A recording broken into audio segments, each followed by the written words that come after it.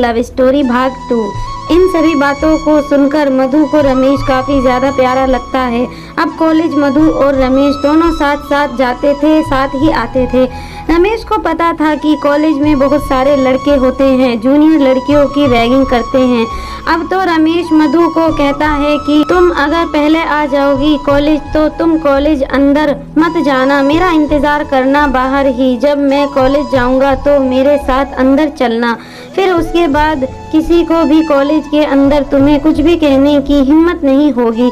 दोनों ऐसा ही करते थे कि जो भी कॉलेज पहले आता था उन्हें इंतजार करना पड़ता था दूसरे के लिए। ऐसा करते करते काफी ज्यादा दिन बीत गया।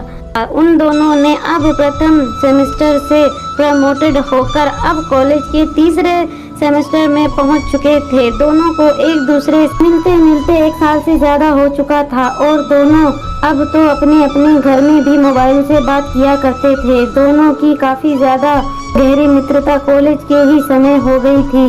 कॉलेज दोनों प्रतिदिन आने के कारण दोनों क्लास में अच्छी रेपुटेशन पर पहुंच गए थे।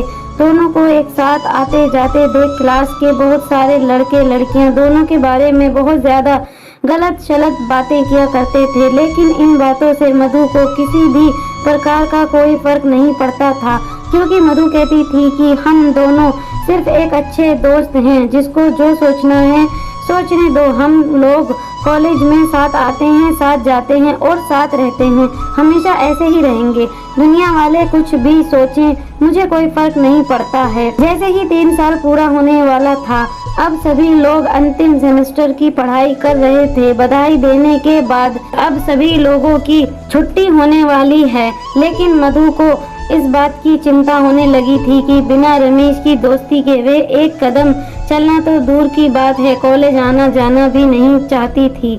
आखिरी एग्जाम हो रहा था, तभी मधु रमेश से कहती है कि मुझे तुम्हारे बिना रहने की आदत नहीं है, हम कैसे मिल पाएंगे? कॉलेज तो बंद हो ही जाएगा, अब तो कोई क्लास करने भी कॉलेज नहीं आएगा। मुझे आपकी आदत लग गई है, मैं तुम्हारे बिना नहीं रह सकती हूँ। उसके बाद रमेश कहता है कि मेरा भी हाल बिल्कुल ऐसा ही है, क्योंकि हम लोग पिछले 3 सालों से एक साथ रहते हैं, एक साथ आते हैं, एक साथ जाते हैं और क्लास में एक साथ पढ़ाई करते हैं। साथ ही साथ हम लोग कॉलेज के बाहर साथ घर में भी एक दूसरे से फोन पर बात करते हैं।